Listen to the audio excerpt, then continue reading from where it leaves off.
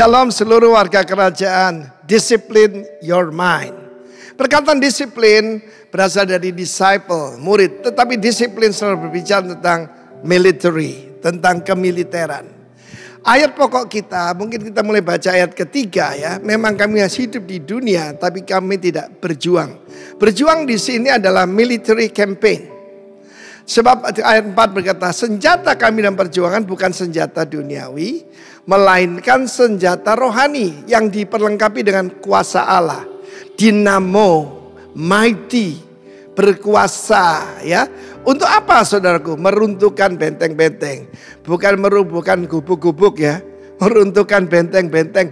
Dan mematahkan setiap strategi kesombongan. Kubu itu juga bagian dari benteng ya. Ya, ini peperangan semua. Jadi peperangan itu ada di pikiran kita. Jadi kalau ada orang tidak siap menghadapi peperangan, dia tidak mengerti bahwa kita diperlengkapi dengan kuasa Allah itu, Roh Kudus, not to make you feel good, tapi to make you strong, to make you mighty in God. Dan firman Tuhan berkata, akan ada keangkuhan manusia ya. Segala strategi manipulasi mencegah pengenalan akan Tuhan secara benar. Kami menawan, coba perhatikan, ini semua berbicara tentang kekuatan. Segala pikiran dan menaklukkannya kepada Kristus. Kapan itu ada pertemuan mewakili 400 sekolah tinggi teologi di Lumba Pujian. Juga di bawah ruangan ini kita berkumpul semua ya, yang hadir sekitar 200 lebih. Dan salah satu pembicaraan seorang profesor loh. Dan dia mengatakan firman Tuhan ini mengandung, Alkitab ini mengandung firman Allah. Saya kaget saudara. Tapi itulah yang dibangun oleh keangkuhan manusia. Sekarang ini anak-anak muda dimasuki pikiran dengan kita harus punya logik. Kita punya logika. Ya, sehingga untuk menelaah firman Tuhan harus pakai logika. Mujizat tidak bisa diterangkan dengan logika. Triunitas tidak bisa diterangkan logika. Tidak mungkin saudaraku. Karena ini higher ground, high level. Tidak bisa dimengerti oleh manusia jasmani. Kita melihat bagaimana usaha daripada profesor yang lain ya. Yuval Harari yang dari World Economic Forum. Mereka mengatakan kami sedang membuat tidak lama lagi muncul. Yaitu Alkitab AI. Artificial intelligence yang lebih masuk akal daripada Alkitab yang isinya ini cuma high in the sky yang seperti dongeng-dongeng. Saya beritahu kalian semua, iblis punya rencana untuk yaitu mengurangi otoritas daripada the word of God.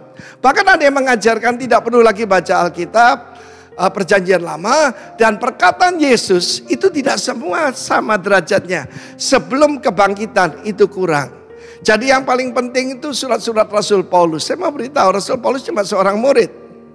Dan firman Allah mengatakan sekalipun bumi akan berlalu, langit dan bumi, tetapi satu noktah, satu yod dari firman Allah tidak akan berkurang kuasanya. Saudara yang kasih Tuhan, dengarkan apa yang saya sampaikan. Kita tahu bagaimana banyak sekali tradisi-tradisi termasuk tradisi gereja yang mengatakan salah satunya pengajaran cessation dari cease, tidak lagi ada mujizat. Kalau kita mengikut Yesus yang tidak punya mujizat, apa bedanya dia dengan nabi-nabi yang lain ataupun pemuka agama yang lain? He's God in the form of human flesh. Karena itu firman Tuhan berkata kita harus punya kuasa. Kita harus punya pengertian. Kita mesti punya strategi untuk mengalahkan iblis. Warfare in the name of Jesus. Be strong in the Lord. Amin. Shalom Bapak Ibu Jemaat Tuhan. Bagaimana kabarnya hari ini? Luar biasa ya. Kita siap menerima kemuliaan Tuhan pagi hari ini. Haleluya. Kami serahkan ibadah kami pagi hari ini Tuhan.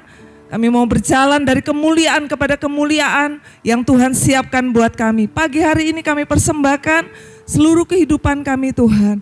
Biarlah ibadah ini boleh menyenangkan hati Tuhan. Terima kasih, kami serahkan semuanya dalam pimpinan Tuhan. Di dalam nama Tuhan Yesus. Amin.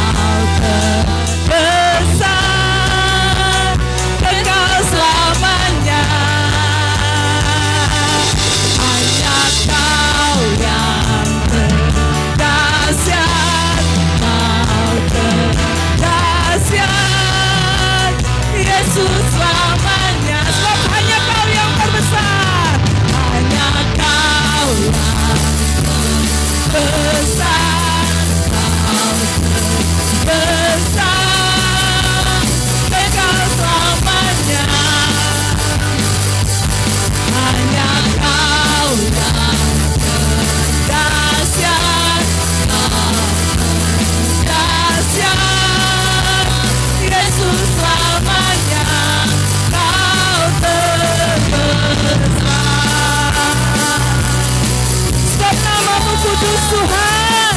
Haleluya.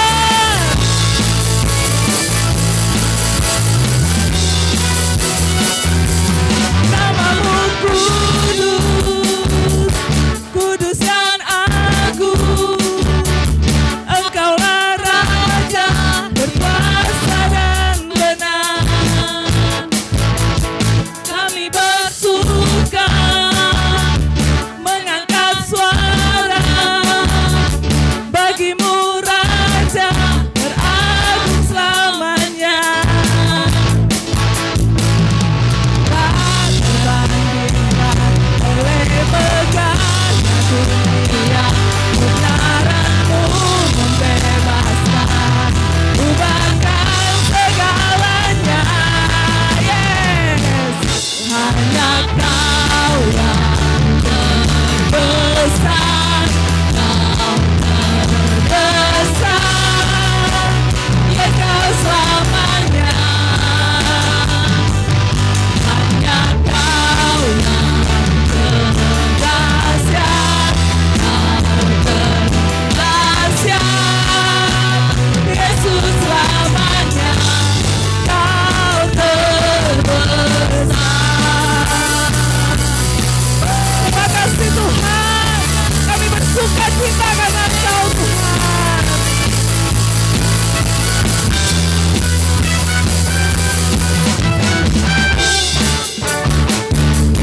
Namamu kudus, kudus yang agung. Engkaulah Raja berkuasa dan benar. Kami bersuka mengangkat suara bagimu Raja beragung selamanya. Tak terbandingkan oleh megahnya dunia, kebenaranmu membebaskan, ubahkan segalanya. Hanya Kau yang terbesar, Kau terbesar, Kekal selamanya. Hanya Kau yang terdahsyat, Kau terdahsyat, Yesus selamanya. Yes, hanya Kau yang terbesar. Hanya Kau yang besar, Kau besar, Kekal selamanya. Hanya Kau yang dahsyat, dahsyat, Yesus selamanya.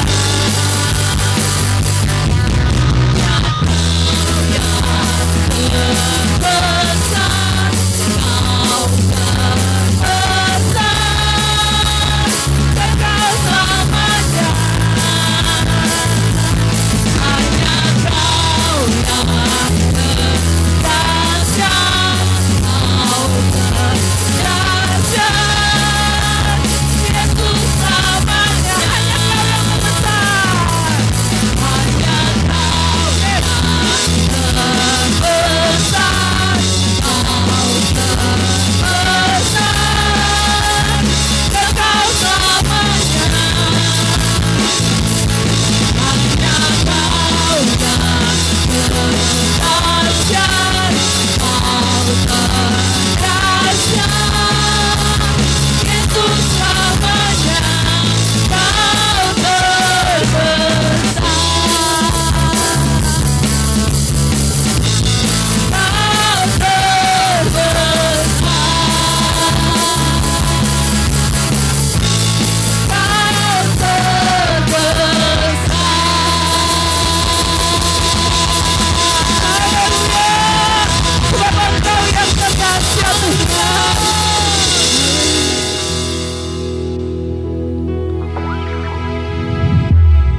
Kau percaya Tuhan, di dalam hadirat-Mu ada kekuatan, di dalam hadirat-Mu ada ketenangan Tuhan. Bahkan ada kuasa yang tidak terbatas, Tuhan. Terima kasih.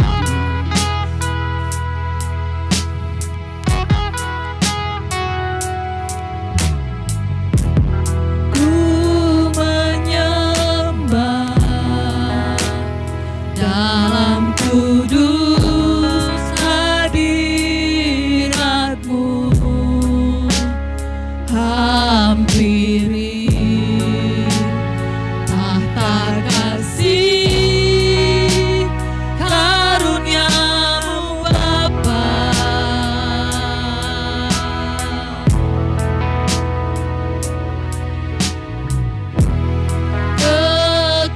Kekuatanku hanya dalam hadirat-Mu, Yesusku. Hanya Kaulah segalanya.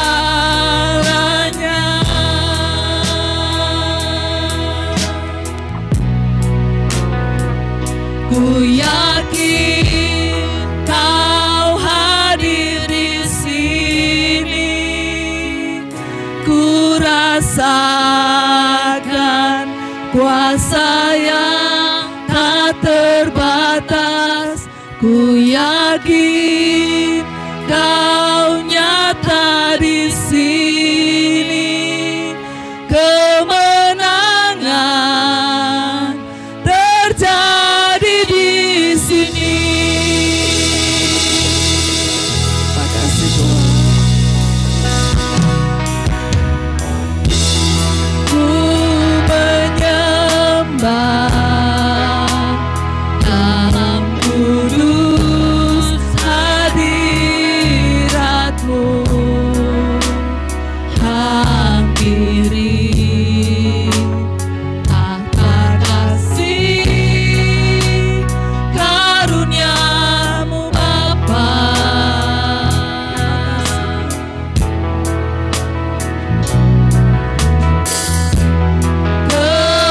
Kekuatanku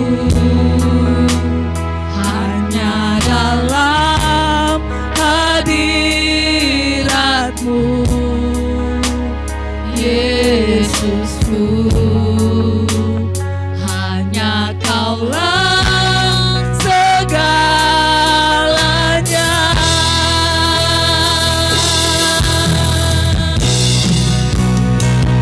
Ku yakin Kau hadir di sini. Ku rasakan kuasa yang tak terbatas. Ku yakin Kau nyata di sini. Kemenangan terjadi di sini. Ku yakin Kau hadir di sini. Amin. Ku rasakan kuasa yang tak terbatas. Ku yakin Kau nyata di sini. Kemenangan terjadi di sini. Setiap jiwaku memuji-Mu, sungguh besar Kau Yesusku. Setiap hatiku menyembah-Mu. Kau besar, Kau besar, Kau besar, Kau besar.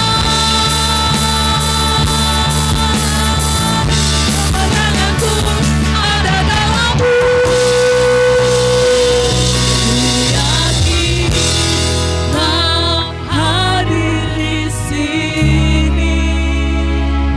Ku rasakan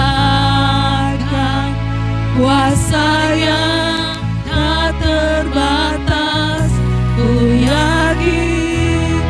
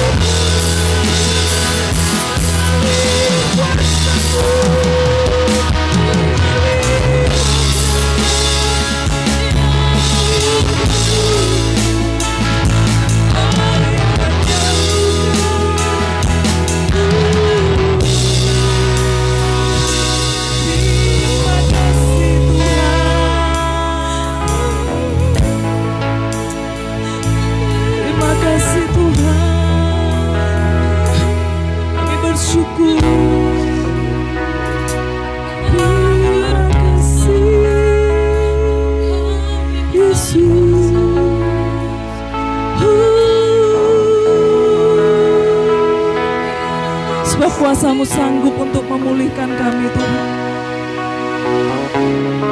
Kuasa yang tak terbatas ada di tempat ini. Kami percaya kuasa pemulihan-Mu terjadi atas umat-Mu Tuhan. Haleluya.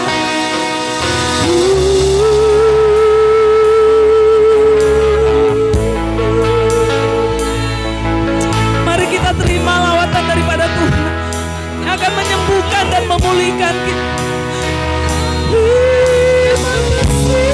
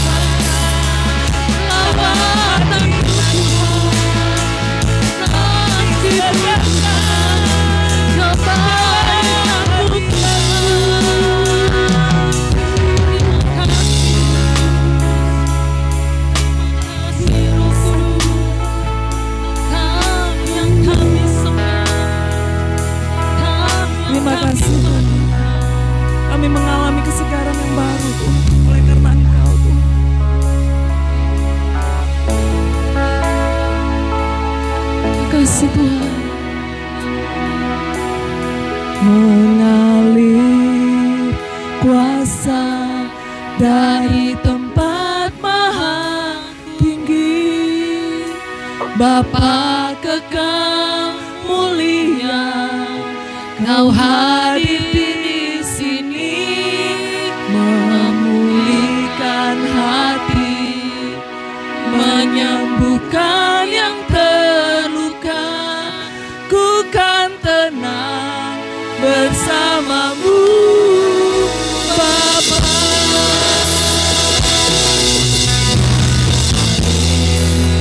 Kuasa dari tempat maha tinggi,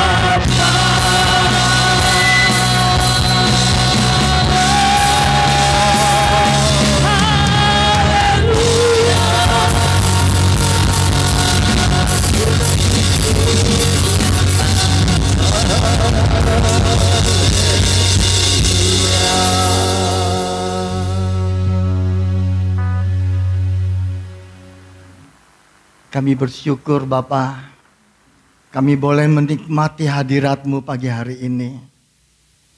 Kami boleh menerima sentuhan-Mu Bapa pagi hari ini. Saatnya kami mau duduk diam di bawah kaki-Mu, mendengarkan isi hati-Mu. Berbicaralah pada kami lewat kebenaran firman-Mu yang memerdekakan saudara dan saya. Kami percaya urapan-Mu sudah ada di setiap kami Bapa, untuk mendengar isi hati-Mu. Segala pujian, hormat, dan kemuliaan hanya bagi-Mu Tuhan. Di dalam nama Tuhan Yesus, kami siap untuk mendengarkan isi hati-Mu. Yang percaya sama-sama katakan, amin. Amin. Shalom. Selamat hari Minggu yang diberkati Tuhan buat saudara dan saya yang hadir di tempat ini. Nah, seperti biasa, katakan bersama dengan saya adalah orang yang paling diberkati dan disayang oleh Tuhan.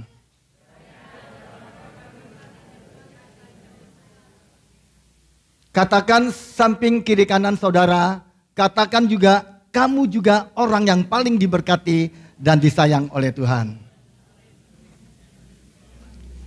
Amin.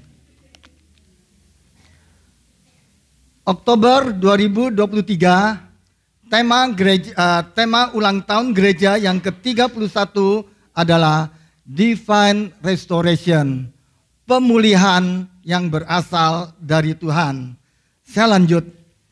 Hari ini saya khusus mau berbicara tentang pemulihan untuk kesehatan saudara dan saya. Untuk kesembuhan saudara dan saya melalui firman Tuhan. Kita sudah sering mendengar, kita sudah sering belajar manfaat dari merenungkan firman Tuhan. Hanya satu yang perlu, yang sudah kita lihat, yang Tuhan katakan dari apa yang telah dilakukan oleh Maria. Hanya satu yang perlu dilakukan seperti Maria. Dan Tuhan berkata, Maria telah menerima bagian yang terbaik yang tidak pernah akan diambil daripada Maria. Satu yang perlu, apa itu? Duduk diam dan mendengarkan isi hati Tuhan. Kita sama-sama sudah belajar. Ketika saudara haus, Tuhan berkata, datang dan minum, maka dari dalam dirimu akan mengalir aliran-aliran air hidup. Ada supply. Ada supply. Saudara memiliki kehidupan yang terhubung dengan supply. Apapun yang saudara butuhkan, disuplai. Itu salah satu manfaat daripada duduk diam merenungkan firman Tuhan. Mazmur juga berkata, berbahagialah orang yang kesukaannya merenungkan firman Tuhan siang dan malam. Ia seperti pohon yang ditanam di tepi aliran air. Artinya apa? Terhubung dengan supply. Selalu menghasilkan buah pada musimnya. Saudara tidak usah khawatir sama buah. Kenapa? Karena terhubung dengan supply. Apapun yang saudara butuhkan untuk menghasilkan buah akan disuplai oleh Bapa di surga. Amin. Yang tidak layu daunnya, tidak khawatir musim kering yang daunnya selalu hijau. Saudara bisa bayangkan, musim kering itu daunnya tetap hijau. Biasanya musim kering itu daunnya warnanya apa? Coklat. Kering. Daunnya coklat kering, tapi ini musim kering, daunnya tetap hijau. Kenapa? Karena saudara dan saya terhubung dengan suplai. Daunnya selalu hijau, tidak pernah layu. Artinya apa? Saudara tetap sehat, saudara tetap kuat. Ada pemulihan untuk kesehatan saudara dan saya. Dan hari ini saya khusus mau berbicara tentang pemulihan untuk kesehatan melalui firman Tuhan. Saudara siap diberkati? Mari kita lihat Amsal 4 ayat 20 sampai dengan 22. Saudara perhatikan baik-baik. Hai anak-anakku, ingat baik-baik. Bapa di surga menyebut saudara dan saya, hai anak-anakku. Jadi pesan ini bukan untuk orang dunia. Pesan ini untuk anak-anaknya. Pesan ini bukan untuk semua orang. Tapi pesan ini untuk anak-anaknya. Siapa di sini anak-anaknya? Siapa? Saudara dan saya. Allah mengumpulkan anak-anaknya dan Allah berkata, hai anak-anakku, perhatikanlah perkataanku, arahkanlah telingamu kepada ucapanku. Janganlah semuanya itu menjauh dari matamu, simpanlah semuanya itu di mana? Di lubuk hatimu. Karena itulah yang menjadi kehidupan bagi mereka yang mendapatkannya dan kesembuhan. Sekali lagi, dan kesembuhan bagi seluruh tubuh mereka. Kesembuhan bagi seluruh tubuh mereka. Jadi, ada satu obat yang bisa menyembuhkan seluruh penyakit di dalam tubuhmu. Ini kabar baik.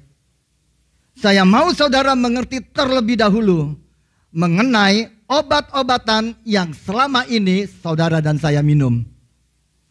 Obat yang selama ini saudara minum itu bagus untuk organ tubuh tertentu saudara dan saya.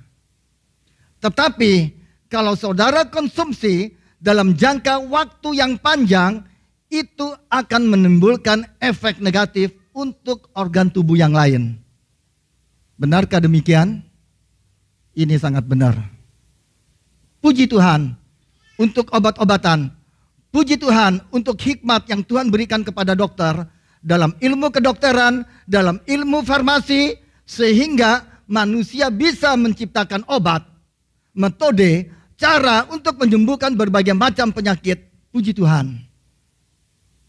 Tetapi hari ini yang saya mau bicarakan adalah kesembuhan yang berasal dari Tuhan secara supranatural.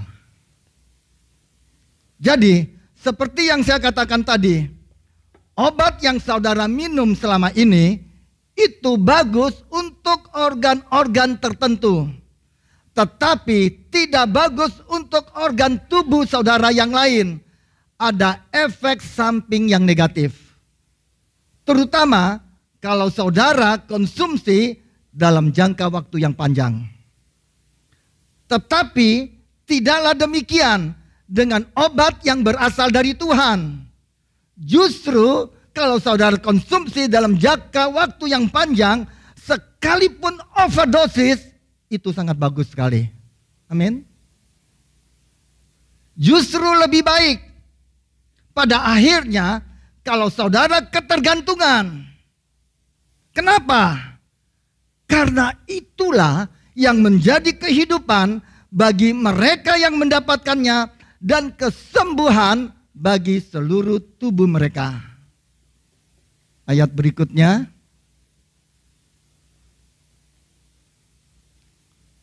Kesembuhan seluruh tubuh mereka. Kata kesembuhan di sini dalam bahasa Ibrani terjemahannya adalah marpe. Katakan bersama saya, marpe. Yang artinya adalah obat. Obat. Jadi firman Tuhan adalah obat untuk untuk seluruh tubuhmu. Kalau saudara minum obat, tentu ada aturannya. Dokter kasih aturannya. Obat harus diminum, tidak boleh dalam keadaan perut kosong. Obat harus diminum 1 jam setelah makan atau sesudah makan. Mungkin saudara harus mengkonsumsi obat 2 atau 3 kali sehari. Dan dokternya juga bilang, kalau kamu minum obat ini, jangan makanan ini, itu. Karena akan menimbulkan kontraindikasi. Firman Tuhan juga demikian. Ada aturannya. Saudara mau tahu aturannya? Supaya bisa menjadi kesembuhan bagi seluruh tubuh saudara dan saya. Berikutnya, perhatikan baik-baik. Yang pertama, ini aturannya. Perhatikanlah perkataanku. Saudara datang ke gereja, saudara mendengarkan khotbah, duduk diam. Hari ini saudara sedang memberikan perhatian kepada firman Tuhan. Demikian juga saudara yang ikut mendengar atau melihat khotbah tersebut, bisa lewat YouTube, di depan komputer saudara, di depan HP saudara, saudara sedang memberikan perhatian kepada firman Tuhan. Mungkin di mobil, saudara dengar khotbah, saudara sesungguhnya sedang memberikan perhatian kepada firman Tuhan. Kalau saudara memberikan perhatian kepada firman Tuhan, Tuhan akan menghargai saudara. Gambar berikutnya. Perhatikanlah perkataanku. Arahkanlah telingamu kepada ucapanku. Itu yang kedua. Setiap kali saudara datang ke gereja, Tuhan punya sesuatu yang spesial. Pesan yang sangat penting yang Tuhan mau sampaikan pada saudara dan saya. Itu sebabnya Tuhan berkata, arahkanlah telingamu kepada ucapanku. Dengan kata lain, berikanlah waktumu, pastikan telingamu mendengar firman Tuhan. Jangan mendengarkan apa yang orang lainkan tentang saudara dan saya. Tapi dengarkanlah apa yang Tuhan katakan pada saudara dan saya. Jangan mendengarkan apa yang dunia katakan tentang keadaan dunia yang kita lihat sekarang-sekarang ini. Tapi dengarkan apa yang Tuhan katakan tentang saudara, tentang saya. Arahkan telingamu kepada ucapanku, itu yang kedua. Yang ketiga, gambar berikutnya. Janganlah semuanya itu menjauh dari matamu. Artinya apa? Berikan waktumu. Pastikan matamu membaca firman Tuhan. Jadi sekarang kita sudah tahu. Dari ayatnya kita tahu bagaimana caranya. Tuhan berkata, hai anak-anakku, perhatikanlah perkataanku. Bagaimana caranya memperhatikan firman Tuhan? Ada 2 caranya. Mendengar firman Tuhan, membaca firman Tuhan. Perhatikanlah perkataanku. Perhatikanlah perkataanku. Ada 3 caranya. Bagaimana caranya? Mendengarkan firman Tuhan. Arahkan telingamu kepada ucapanku. Yang kedua, membaca firman Tuhan. Janganlah semuanya itu menjauh dari matamu. Dan yang ketiga, simpanlah itu di lubuk hatimu. Kenapa? Disuruh simpan di dalam lubuk hatimu. Kenapa? Siapa yang tahu? Siapa yang bisa jawab? Saya traktir makan nanti. Siapa yang bisa jawab? Ya. Kenapa? Karena itu yang akan keluar. Meluap keluar dari mulutmu. Untuk apa? Untuk diperkatakan. Ketika saya dalam pergumulan yang berat, saya ingin dapat seorang istri. Saya ingin masa lalu saya berubah. Setiap hari saya perkatakan, Tuhan, terima kasih Tuhan. Engkau sudah memberikan saya seorang istri. Pacar pun belum ada. Setiap pagi bangun tidur, setiap malam mau tidur, saya katakan, Tuhan, terima kasih. Engkau sudah memberikan saya seorang istri. Itu keluar, meluap dari dalam. Itu memanifestasi dan akan terjadi. Amin. Di situ.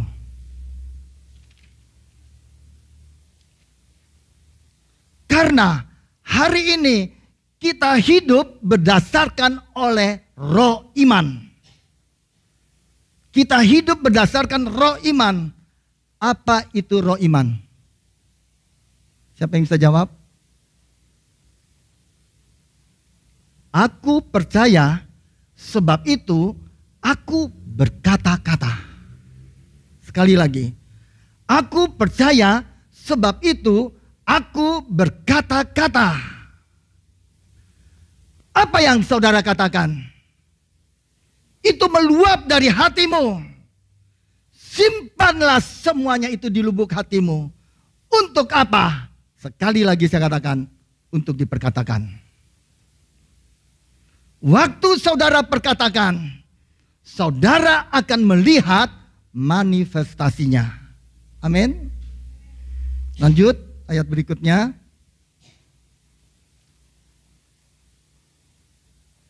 Karena itulah yang menjadi kehidupan bagi mereka yang mendapatkan dan kesembuhan bagi seluruh tubuh mereka. Jadi dengan kata lain, Tuhan mau bilang begini, hai anak-anakku. Jadi pesan ini buat saudara, bukan buat orang dunia. Ini pesan hanya untuk anak-anaknya. Allah mengumpulkan anak-anaknya. Kemudian Allah berkata, anak-anakku, perhatikanlah perkataanku. Bagaimana caranya? Arahkan telingamu kepada ucapanku. Artinya apa? Berikan waktumu. Pastikan telingamu mendengar firmanku. Janganlah semuanya itu menjauh dari matamu. Bagaimana caranya? Pastikan memberi waktu. Pastikan matamu membaca firman Tuhan. Kemudian simpanlah itu semua di mana? Di dalam lubuk hati. Untuk apa? Diperkatakan. Karena itulah. Jadi ini aturannya. Perhatikan bagaimana caranya. Mendengar, membaca, simpan semuanya di sini. Karena itulah yang akan menjadi kehidupan bagi mereka yang mendapatkannya dan obat bagi seluruh tubuhmu. Yang percaya boleh katakan amin. Nah, ayat yang ke-22, karena itulah yang menjadi kehidupan bagi mereka yang mendapatkannya dan kesembuhan bagi seluruh tubuh mereka. Jadi saudara harus mencari untuk mendapatkan. Bagaimana caranya? Instruksinya, petunjuknya sudah ada. Bagaimana caranya? Sekali lagi saya katakan, mendengar, membaca, menyimpan, saudara dapat. Itu akan yang menjadi kehidupan dan kesembuhan bagi seluruh tubuhmu. Jadi Tuhan menyembunyikan, tapi saudara harus mencari. Saudara harus mendapatkan. Bagaimana caranya? Sekali lagi, mendengar, membaca, dan menyimpan. Firman Tuhan begitu berharga. Itu sebabnya kalau saudara masih ingat, kenapa Tuhan Yesus berkata-kata dengan menggunakan perumpamaan kepada bangsa Israel. Kenapa? Untuk menyembunyikan kebenaran dari bangsa Israel yang tidak haus dan lapar akan firman Tuhan. Jadi, kalau orang tidak haus, tidak lapar akan firman Tuhan, sulit untuk bisa berubah. Sulit untuk bisa mendapatkannya. Jadi, firman Tuhan untuk mereka yang haus, yang lapar. Kenapa? Karena ada kebenaran di dalamnya. Begitu berharga. Kenapa? Karena ini adalah obat. Firman Tuhan ini adalah obat untuk seluruh tubuh saudara. Ayat berikutnya. Ya.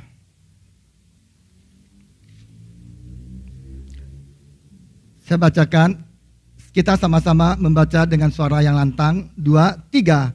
Sebab hati bangsa ini telah menebal, dan telinganya berat mendengar, dan matanya melekat tertutup, supaya jangan mereka melihat dengan matanya, dan mendengar dengan telinganya, dan mendengar dengan hatinya, lalu aku berbalik menyembuhkan mereka. Kalau saudara perhatikan baik-baik ayat ini, Tuhan Yesus memperkatakan sesuatu yang begitu tentang bangsa Israel. Tuhan memperkatakan sesuatu yang negatif terhadap bangsa Israel. Di sini Tuhan memperkatakan apa? Memperkatakan penghukuman untuk bangsa ini. Tetapi ada sesuatu yang positif yang bisa kita pelajari. Yesus memberitahukan kepada murid-muridnya kenapa Yesus berkata-kata kepada bangsa Israel dengan menggunakan perumpamaan. Supaya jangan mereka melihat dengan matanya, dan mendengar dengan telinganya, dan mengerti dengan hatinya. Dan Tuhan sembunyikan kebenaran kepada bangsa Israel yang tidak haus, yang menolak Yesus. Disembunyikan kebenarannya, supaya jangan mereka melihat dengan matanya, jangan mereka mendengar dengan telinganya, jangan sampai mereka mengerti dengan hatinya. Dengan kata lain, kalau sampai mereka melihat, mendengar dan mengerti, aku harus sembuhkan mereka. Karena Tuhan sudah berkata tadi, perhatikan perkataanku, arahkan telingamu kepada ucapanku, jangan semuanya menjauh dari matamu, simpan semuanya dalam lubuk hatimu, karena itulah yang akan menjadi kesembuhan. Itu sebabnya Tuhan berkata, jangan sampai mereka melihat, jangan sampai mereka mendengar, jangan sampai mereka mengerti. Karena kalau mereka sampai mereka mendengar, melihat dan mengerti, itu menjadi kesembuhan. Sehingga aku berbalik menyembuhkan mereka. Di situ. Nah, Tuhan sembunyikan semuanya ini di dalam perumpamaan. Supaya mereka tidak melihat, supaya mereka tidak mendengar dan tidak mengerti. Kenapa? Karena hati bangsa ini menebal. Telinganya berat mendengar dan matanya melekat tertutup. Mereka tidak mau percaya. Tetapi Alkitab berkata, berbahagialah saudara dan saya. Ayat berikutnya, Matius 13 ayat 16. Tetapi berbahagialah matamu karena kamu melihat, dan telingamu karena mendengar. Saudara datang ke tempat ini, Alkitab berkata, berbahagialah kamu. Kenapa? Karena matamu hari ini melihat, telingamu hari ini mendengar. Dan saya percaya, semua yang saudara lihat, semua yang saudara dengar, dan saudara simpan di dalam hati, itulah yang akan menjadi obat bagi seluruh tubuhmu. Yang percaya, boleh katakan, amin. Nah, apa yang kita bisa pelajari? Ayat berikutnya. Apa yang kita pelajari? Apa yang kita bisa pelajari? Perhatikan baik-baik. Saudara perhatikan ayat ini. Hai anak-anakku, perhatikanlah perkataanku, arahkanlah telingamu kepada ucapanku, janganlah semuanya itu menjauh dari matamu. Berikan perhatian kepada firman Tuhan. Caranya dengan arahkan telingamu mendengar. Jangan menjauh dari matamu. Simpanlah dalam lubuk hatimu. Karena itulah yang menjadi kehidupan dan kesembuhan, obat bagi seluruh tubuhmu. Nah, apa yang sesungguhnya yang saya mau sampaikan kepada saudara? Kalau saudara meluangkan waktu untuk membaca, mendengar, dan menyimpan dalam hati, kesembuhan itu akan terjadi dalam kehidupanmu. Betapa luar biasanya firman Tuhan. Dan ini berharga buat saudara yang sakit. Buat saudara yang masih sehat juga, ini sangat berharga. Seperti pohon yang ditanam di tepi aliran air, yang daunnya selalu hijau. Kalau saudara percaya, setiap kali saudara baca firman Tuhan, itu seluruh anggota tubuhmu, seluruh sel-sel di dalam tubuhmu terus mengalami regenerasi. Saudara selalu muda. Saudara selalu baru, selalu sehat. Luangkan waktumu mulai hari ini. Tuhan mau hidupmu baik-baik, sehat-sehat di dalam segala sesuatu. Dan firman Tuhan yang mana yang bisa mendatangkan kehidupan dan kesembuhan bagi seluruh tubuhmu. Lihat ayat berikutnya. Perhatikan ayat berikutnya. Wahyu 1 ayat 12 sampai dengan 13. Sama-sama 2, 3. Lalu aku berpaling untuk melihat suara yang berbicara kepadaku, dan setelah aku berpaling, tampaklah kepadaku 7 kaki dian dari emas. Dan di tengah-tengah kaki dian itu ada seorang serupa anak manusia berpakaian jubah yang panjangnya sampai di kaki dan dadanya berlilit ikat pinggang dari emas. Lalu aku berpaling. Yohanes melihat ada suara yang berbicara kepadanya. Dan setelah Yohanes berpaling, dia melihat ada 7 kaki dian dari emas. 7 kaki dian di sini berbicara tentang apa? 7 jemaat, 7 gereja. Jadi kaki dian di sini berbicara tentang gereja. Dan Alkitab mengatakan di dalam perjanjian lama, Allah memerintahkan Musa untuk membuat kaki dian dari emas murni. Emas murni, bonggahan emas, batangan emas dibentuk menjadi kaki dian. Bagaimana caranya? Ditempah, dipukul-pukul, dibentuk buatan seorang ahli. Gereja lahir setelah Yesus dihancurkan. Dia tertikam karena pemberontakan saudara dan saya. Dia diremukkan karena kejahatan saudara dan saya. Waktu Yesus mati, gereja lahir. Jadi kaki dian berbicara tentang gereja. Perhatikan ayat yang ke-13. Dan di tengah-tengah kaki dian itu ada seorang serupa anak manusia. Siapakah dia? Yesus. Yesus ada di tengah-tengah. Dengan kata lain, Yesus harus menjadi pusat. Yesus harus menjadi center di dalam gereja ini. Gereja bukan tempat untuk kemuliaan manusia. Gereja bukan tempat untuk memuliakan pendeta. Tapi gereja adalah tempat untuk memuliakan Yesus dan pekerjaannya yang sudah dia selesaikan di atas kayu salib. Karena gereja lahir setelah Yesus dihancurkan. Yesus harus menjadi pusat pembicaraan di dalam gereja.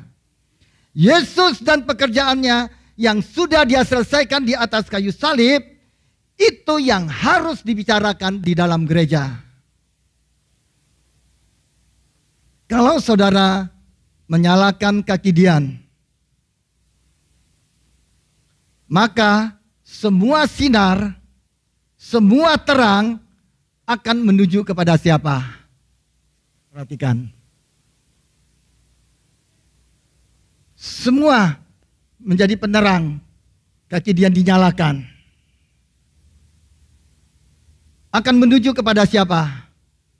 Kepada Yesus yang ada di tengah-tengah. Dengan kata lain, semua berkat yang saudara terima, semua berkat yang diterima oleh gereja ini, semua kemuliaan, semua pengurapan, semua kesembuhan, semua apapun yang ada di dalam gereja ini, dalam diri saudara, dalam diri saya, semuanya harus dikembalikan untuk kemuliaan siapa?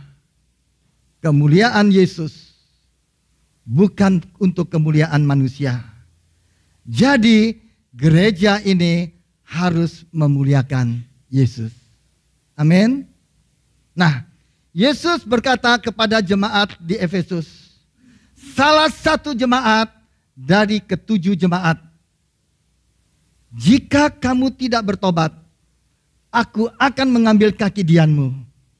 Akan jadi pengkhotbah nanti dia nih. Akan jadi, ya. Nah, jika kamu tidak bertobat, aku akan mengambil kaki dianmu. Sebelumnya Tuhan berkata, aku tahu segala pekerjaanmu. Jadi mereka hanya mengandalkan pekerjaan mereka. Kalau kamu tidak bertobat, aku akan mengambil kaki dianmu. Kebanyakan orang Kristen itu berkata, Roh Kudus kita diambil. Tidak, saudara. Lihat konteksnya. Apa fungsinya 7 kaki dian? Allah memerintahkan kepada Musa untuk membuat 7 kaki dian sebagai satu-satunya benda penerangan di dalam bait Allah. Jadi fungsi kaki dian adalah sebagai benda penerangan. Memberi kesaksian kepada dunia. Ketika dunia sedang dalam keadaan gelap. Supaya apa? Supaya Yesus dipermuliakan. Jadi kalau gereja tidak pernah mempermuliakan Yesus, kaki diannya akan diambil. Artinya apa? Gereja itu redup. Semakin redup dan redup. Kalau saudara tidak menjadi terang, hidupmu akan semakin redup. Redup dan redup di situ. Selama gerejanya mempermuliakan Yesus, gereja, saudara dan saya pasti diberkati. Amin. Jadi ingat baik-baik, apa yang dibicarakan di dalam gereja hanya Yesus dan pekerjaannya yang sudah dia selesaikan di atas kayu salib. Perhatikan perkataanku, arahkanlah telingamu kepada ucapanku, janganlah semuanya itu menjauh dari matamu, simpan semuanya itu di lubuk hatimu, simpan firman Tuhan. Firman Tuhan tentang siapa? Tentang Yesus. Dan iman timbul dari pendengaran, pendengaran akan firman Kristus. Itulah yang menjadi kehidupan bagimu dan kesembuhan bagi seluruh tubuhmu. Gambar ayat berikutnya. Lukas 5 ayat yang ke-15. Tetapi kabar tentang Yesus makin jauh tersiar. Dan datanglah orang banyak berbondong-bondong kepadanya. Untuk apa? Untuk mendengarkan dia. Mendengarkan siapa? Yesus. Dan untuk apa? Disembuhkan dari penyakit mereka. Perhatikan beberapa ayat yang kita baca tadi selalu mendengarkan kemudian disembuhkan. Kebanyakan orang berpikir, oh orang banyak berbondong-bondong datang sama Yesus hanya untuk disembuhkan. Tidak, saudara.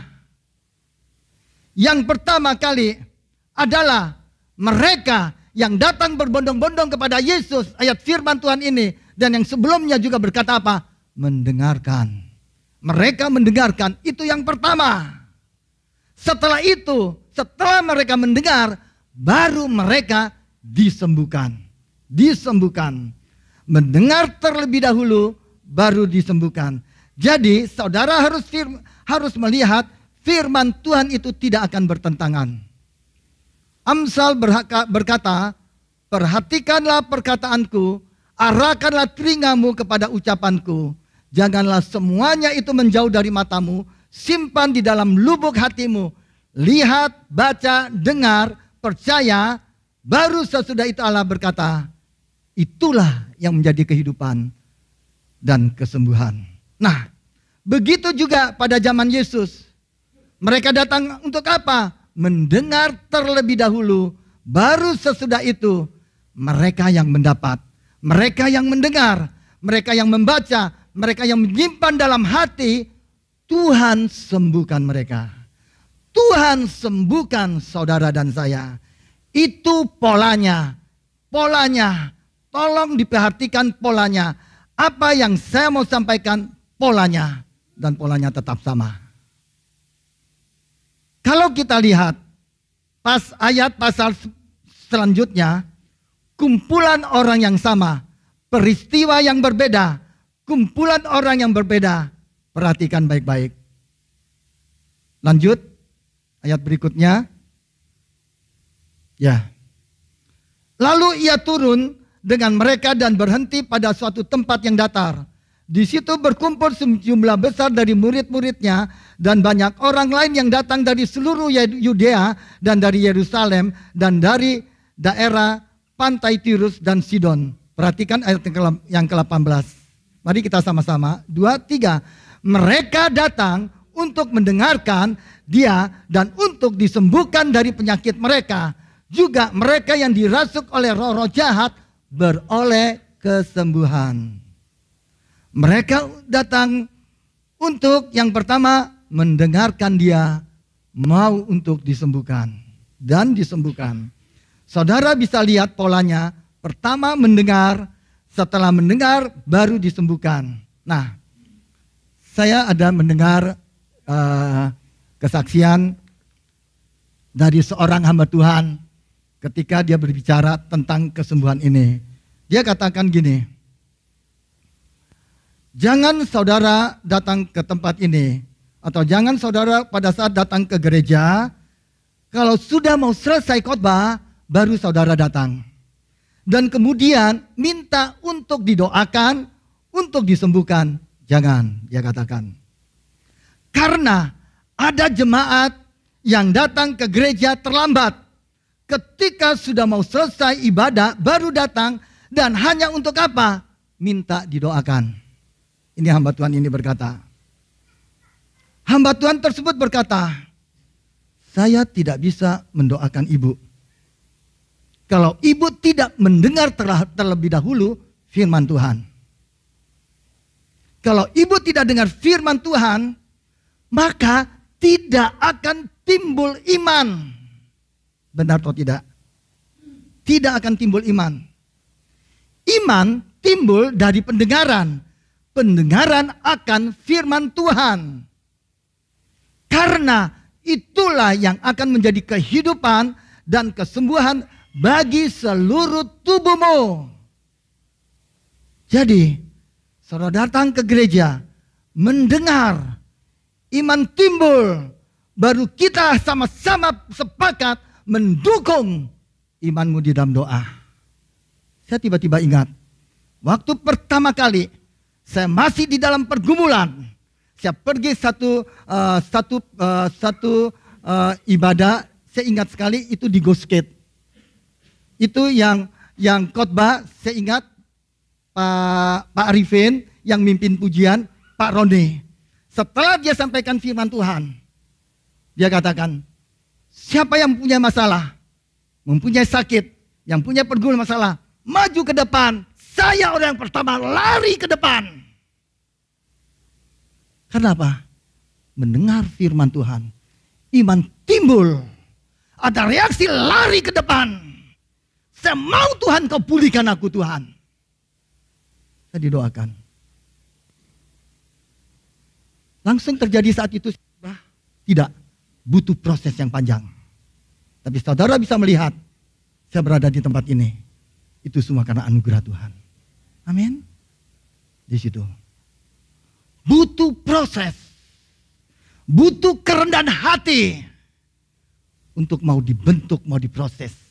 Karena Yesus terlebih dahulu ditempah, dipukul, disiksa. Amin. Itu sebabnya usahakan setiap kali ketika saudara mendoakan seseorang, ketika saudara menuntun membimbing seseorang, atau itu orang yang sakit, sedikit banyaknya, 1-2 kata, pastikan berita tentang Yesus. Tentang apa yang sudah Yesus lakukan di atas kayu salib. Amin. Entah itu dari Yesaya yang berkata, oleh bilur-bilurnya penyakitmu sudah disembuhkan. Entah dari bilangan, waktu Musa disuruh membuat ular tedung dari tembaga, waktu semua orang Israel yang digigit ular, Allah memerintahkan kepada Musa untuk membuat ular tedung dari tembaga. Dan semua orang Israel yang digigit ular, apabila melihat kepada ular itu, maka dia sembuh. Saudara tahu, ular tembaga yang digantung di atas tiang menggambarkan tentang siapa? Menggambarkan tentang Yesus yang tergantung di atas kayu salib. Kenapa dia digambarkan sebagai ular? Karena dia menanggung dosa saudara dan dosa saya. Kenapa dia dibuat dari tembaga? Tembaga berbicara tentang penghukuman. Karena dia bukan hanya menanggung dosamu, tapi dia menanggung semua penghukumanmu, termasuk penyakit saudara dan saya. Kalau saja orang Israel lihat gambarnya saja itu sudah bisa sembuh, apalagi hari ini saudara melihat sesungguhnya, saudara pasti sembuh. Amin. Saudara mendengar firman Tuhan, saudara menyimpan dalam hati, iman timbul. Itu yang menjadi kesembuhan, itu yang menjadi kehidupan. Dan puji Tuhan, hari ini saudara datang, duduk mendengar, semuanya simpan di dalam lubuk hatimu. Karena itulah yang menjadi kehidupan, kesembuhan bagi seluruh tubuhmu. Nah, di dalam perjanjian baru, semuanya berbicara tentang Yesus. Perjanjian lama disembunyikan dalam gambaran, dalam tokoh, dalam bentuk cerita. Seperti yang tadi saya katakan, ular tedung dari tembaga, itu semua bicara tentang Yesus. Itu yang memberi kehidupan, kesembuhan. Nah, jadi kalau saudara ingin memiliki kehidupan yang sesungguhnya, berjalan dalam kesehatan, berjalan dalam kesembuhan, berkat Tuhan, luangkan waktumu, duduk diam membaca, mendengar firman Tuhan. Puji Tuhan, di dalam gereja ini tidak ada nama lain yang dibicarakan selain nama Yesus dan pekerjaannya yang sudah dia selesaikan di atas kayu salib. Bukan tentang siapapun, bukan tentang saya, bukan tentang Pak Stephen, Pak Tudi, semua kita yang melayani, bukan. Saudara dan saya hanya alat yang Tuhan pakai untuk membuat mata saudara melihat, untuk membuat mata saudara melihat Yesus, telingamu mendengar Yesus, membuat saudara mengerti dan menyimpan semuanya itu dalam hatimu. Itulah yang akan menjadi kehidupan dan kesembuhan bagi seluruh tubuhmu. Jadi matamu harus selalu tertuju kepada Yesus. Yesus menjadi pusat, Yesus menjadikan center di dalam gereja ini. Amin. Nah, selalu lihat Yesus. Saudara jangan melihat manusia. Jangan melihat pada saya. Manusia mengecewakan. Manusia mengecewakan. Dan banyak jemaat yang kecewa, tidak mau datang ke gereja lagi. Kenapa? Karena matanya masih melihat horizontal. Masih melihat manusia. Tidak melihat vertikal. Tidak melihat ke atas Tuhan Yesus. Kecewa sama teman di gereja. Kecewa dengan pemimpin di gereja. Tidak mau datang ke gereja. Itu kan salah sekali. Tapi kalau awal-awal pertumbuhannya kita, pasti semuanya kita akan mengalami hal ini. Tidak ada orang yang tidak mengalami. Saya sendiri juga mengalami hal yang demikian. Tapi saya mau bertumbuh terus di dalam Tuhan. Kecewa sama manusia, tapi yang sering kali yang disalahkan siapa? Tuhan. Kecewa sama volunteer, tidak mau datang lagi ke gereja. Artinya, mata saudara masih tertuju kepada horizontal. Kalau matamu tertuju kepada Tuhan, saya mau kasih tahu, Tuhan tidak pernah mengecewakan saudara. Amin. Ayat berikutnya, ini yang terakhir. Ini yang terakhir. Mari kita lanjut. Firman Tuhan tentang apa? Firman Tuhan tentang Kristus, bukan yang lain. Firman Kristus, apa maksudnya? Semua kitabmu berbicara tentang Yesus. Baca perjanjian lama. Ketika saudara baca perjanjian lama, cari Yesus di dalamnya. Contohnya, Abraham. Abraham, ambillah anakmu yang tunggal, yang paling kau kasihi. Bawa dia ke Bukit Moria, persembahkan dia ke sana. Keesokan paginya, Abraham membawa anaknya. Anaknya memikul kayu bakar di pundaknya, naik ke atas bukit. Ini merupakan gambaran tentang siapa? Yesus memikul kayu salib, naik ke atas bukit. Bukit Moria merupakan salah satu tempat di mana Yesus disalibkan di sana. Bagian salah satu tempat Yesus disalibkan di sana, itu semua menggambarkan tentang Yesus. Cari tentang Yesus, renungkan semuanya. Waktu saudara melihat, waktu saudara mendapatkan, menyimpan dalam hati, Tuhan berkata, aku harus menyembuhkan kamu. Aku harus menyembuhkan. Jadi, saudara jangan main-main. Saudara buka firman Tuhan, saudara baca. Waktu saudara baca, saudara melihat, saudara mengerti. Sekalipun saudara butuh kesembuhan, dan yang saudara baca bukan tentang kesembuhan, tapi saudara mengerti, saudara melihat. Kamu mungkin belum lihat, tapi janji Tuhan, itu kehidupan, itu kesembuhan bagi seluruh tubuhmu, dan akhirnya engkau disembuhkan.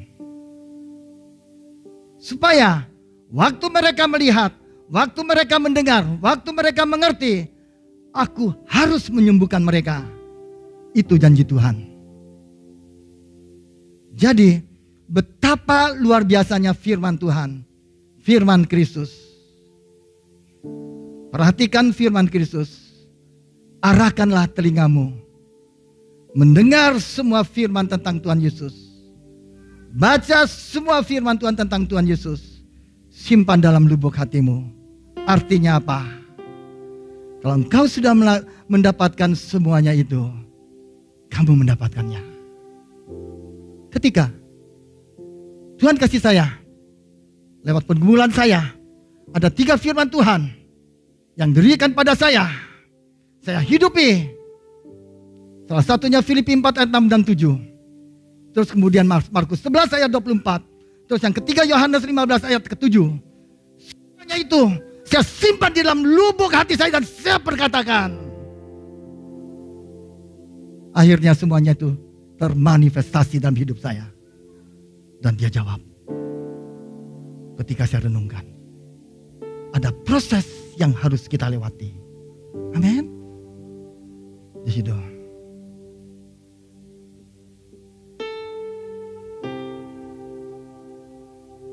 Ketika engkau mendapatkannya, itulah yang menjadi kehidupan. Dan marpe, obat bagi apa?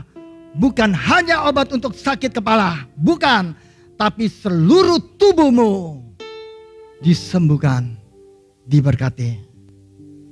Berbahagialah saudara yang melihat hari ini. Berbahagialah engkau yang mendengar hari ini. simpan semuanya di dalam lubuk hatimu. Itulah yang menjadi kehidupan dan kesembuhan bagi seluruh tubuhmu. Saya percaya waktu saudara datang setiap minggu ke tempat ini, semua organ-organ tubuhmu itu regenerasi. Regenerasi. Saudara semakin sehat, saudara semakin kuat. Saudara seperti pohon yang ditanam di tepi aliran air yang menghasilkan buah. Tidak usah pusing. Ada supply untuk bisnismu. Ada supply dalam segala hal apapun yang kau lakukan. Ada supply apapun yang kau butuhkan. Daunmu selalu hijau. Daunmu selalu hijau. Artinya apa? Kamu tetap sehat. Kamu tetap kuat. Umurmu boleh bertambah. Tapi kekuatan dari Tuhan tidak pernah berkurang. Tim musik boleh maju ke depan. Kita siapkan perjamuan kudus.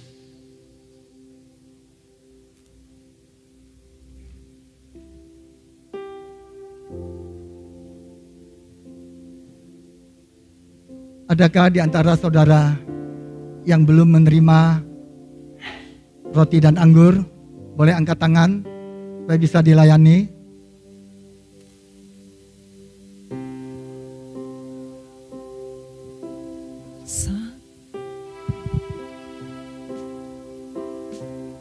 Kita bangkit berdiri.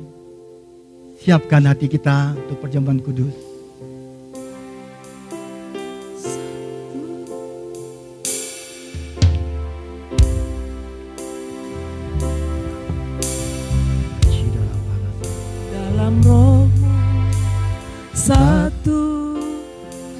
Satu dalam rohmu, satu dalam firmanmu, satu dalam kasihmu, kasih Tuhan. Tubuh dan darahmu yang menyatukan aku dengan Tuhan di surga, Yesus Kristus. Dari awal, satu dalam rohmu, satu dalam firmanmu, satu dalam kasihmu, kasih Tuhan. Tubuh dan darahmu yang menyatukan aku dengan Tuhan di surga, Yesus Kristus. Ku siapkan hatiku, rendahkan diri, ampuni saudaraku dengan kasih. Perjamuan kudusmu satukan aku dengan Tuhan di surga, Yesus Kristus. Perjamuan kudusmu satukan aku dengan Tuhan di surga, Yesus Kristus. Dengan Tuhan di surga, Yesus Kristus.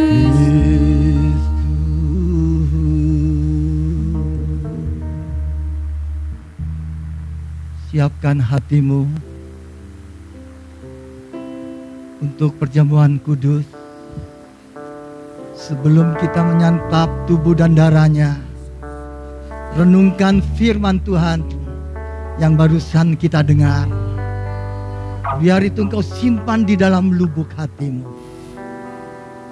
Kau percaya, apapun pergumulanmu, apapun persoalanmu, apapun sakit penyakitmu, engkau tangkap lewat apa yang sudah dia lakukan 2000 tahun yang lalu di atas kayu salib. Itu semua karena pelanggaran saudara dan saya. Semua karena dosa saudara dan saya. Tapi dia sudah tebus di atas kayu salib. Dan pastikan engkau tahu lewat perjamuan kudus ini engkau sudah dipulihkan, engkau sudah disembuhkan, engkau sudah dikuatkan, engkau sudah dimampukan.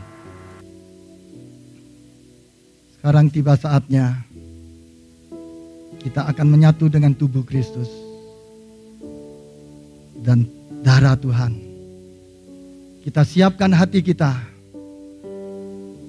Firman-Mu yang menyatakan, barang siapa menerima tubuhmu, menerima darahmu, dia punya hidup yang kekal. Itu hidup yang sama seperti yang dimiliki Allah di surga. Hidup yang sehat. Tidak ada penyakit. Hidup yang diberkati. Tidak pernah kekurangan. Kami yang terima tubuhmu, kami yang terima darahmu, kami diubahkan, kami disempurnakan.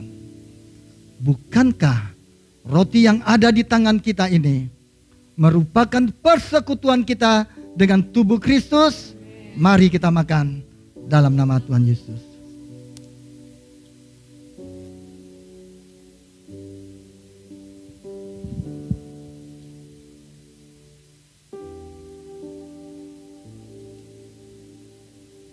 Kita angkat cawan. Inilah darah Tuhan Yesus Kristus yang tercurah di atas kayu salib sebagai perjanjian baru yang kekal, memberikan pengampunan atas semua kesalahan dan pelanggaran saudara dan saya. Darah-Mu Tuhan tercurah di atas kayu salib, menguduskan, membenarkan kami di hadapan-Mu satu kali untuk selama-lamanya. Karena kami sudah dikuduskan dan dibenarkan oleh darah-Mu, kami dilayakkan untuk menerima semua berkat, semua warisan orang benar dan orang-orang kudus. Bukankah anggur yang ada di tangan kita ini merupakan persekutuan kita dengan darah Yesus? Mari kita minum dalam nama Tuhan Yesus.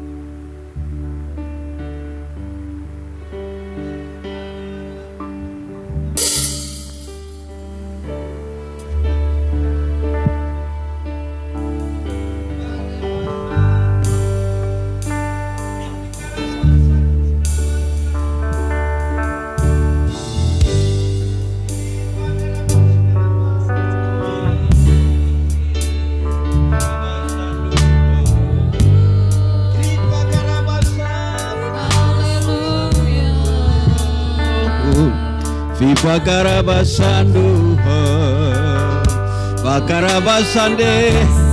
Ini kami umat pilihan-Mu Tuhan. Oleh kuasa darah-Mu membebaskan kami, memulihkan kami, melindungi kami setiap waktu. Di bakarabasa, frakalabasando, di bakarabasande, kripikarabasando. Bakarabasando, kami bersyukur. Tangan kasih-Mu selalu menopang, selalu membelai dan memberkati kami umat pilihan-Mu. Karabasana namo, pipi karabasana namo.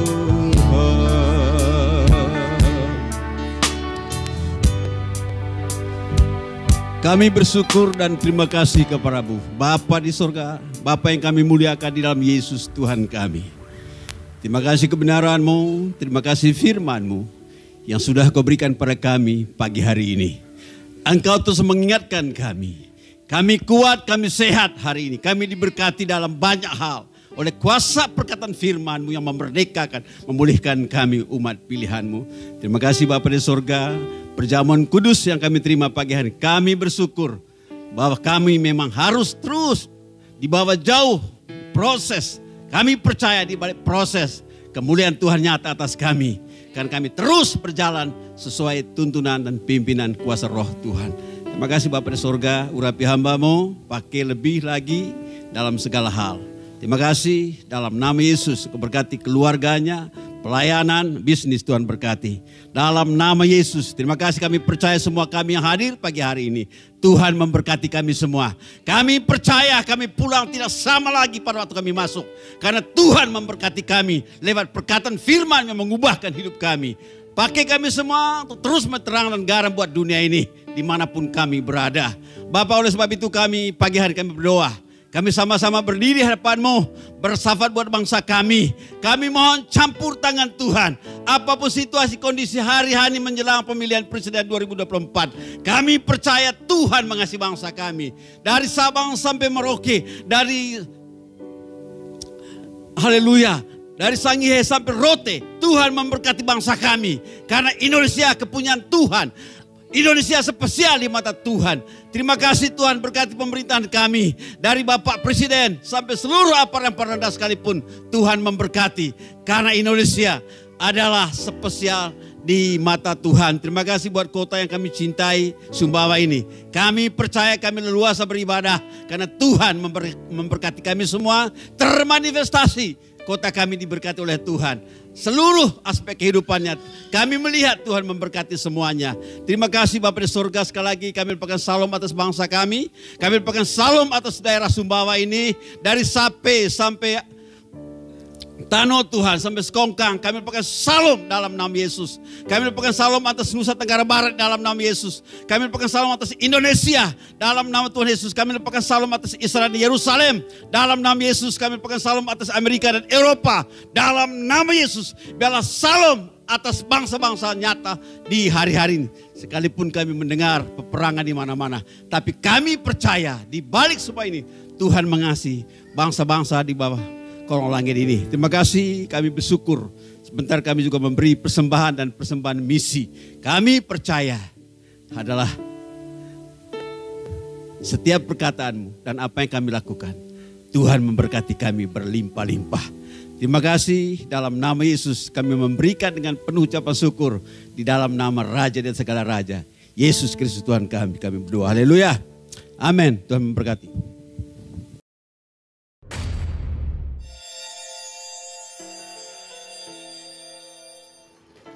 Shalom, salam sejahtera bagi kita. Ibadah hari Minggu diadakan di Aula Sebeto Kucikan di Jalan Kepidi. Acara dilaksanakan pada pukul 8 pagi. Sumbawa berdoa diadakan setiap hari Rabu di tempat Ibu Linda dan kebaca pada pukul 6 sore. Jangan lupa kami mengundang Bapak Ibu Saudara sekalian untuk bergabung berkumpul dan bersama dalam keluarga kerajaan. Bagi waktu dan tempat silakan di KKN Terang. Dan bagi yang bergabung, ayo kami bergabung.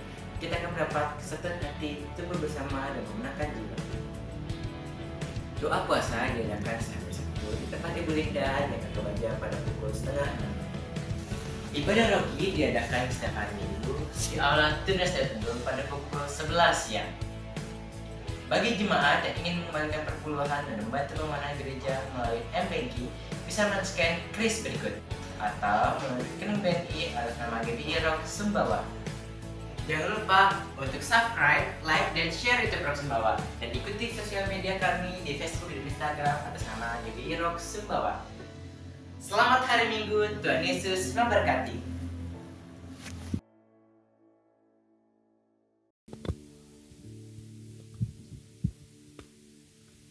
Shalom Bapak Ibu, Saudara-saudara yang kasih dalam nama Tuhan Yesus Kristus. Maaf. Apa renungan Bapak Ibu? Jangan tegang dulu.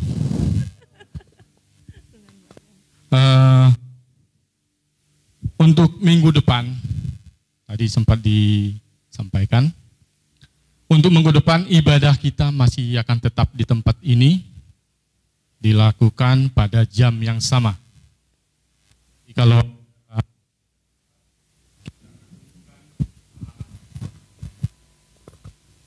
lewat grup atau lewat media yang lain. Ya, sekali lagi untuk minggu depan kita akan tetap beribadah di tempat ini dalam waktu yang belum bisa kita pastikan kapan kita akan berpindah lagi. Tapi harapan kita sih satu tempat nanti yang tetap akan Tuhan tentukan buat kita. Amin. Ya. Terima kasih. Kami menyampaikan undangan dari keluarga Bapak Tony Masangin yang akan dilaksanakan pada hari Selasa pada jam 18.00 WITA. Keluarga Bapak Tony mengundang seluruh anggota jemaat GBI Rock Sumbawa untuk menghadiri ucapan syukur untuk kedua orang tua yang sudah dipanggil terlebih dahulu.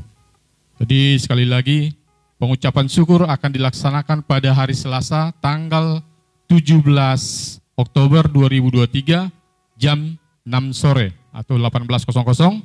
Tempatnya di Kebayan, persis di depannya SMP 4 Kebayan. Terima kasih. Itu saja pengumuman, mungkin ada tambahan dari update dana ulang tahun kita untuk minggu ini.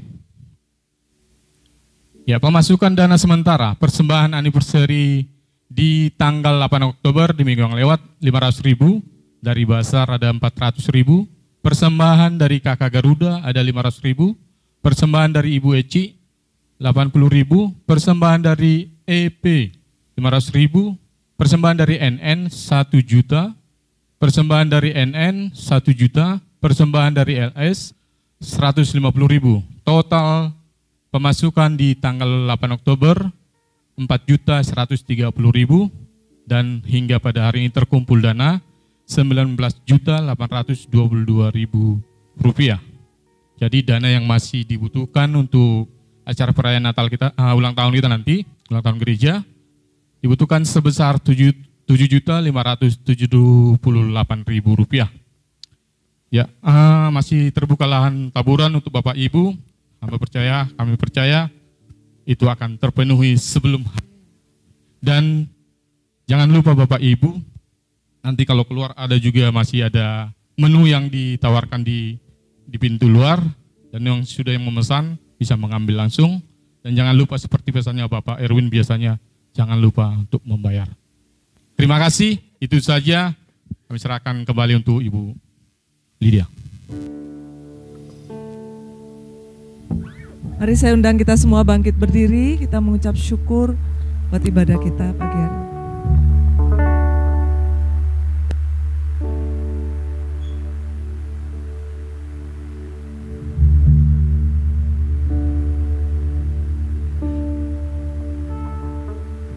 Hanya Kau yang terbesar, Kau terbesar, Engkau selamanya. Hanya Kau yang dahsyat, Kau dahsyat, Yesus selamanya.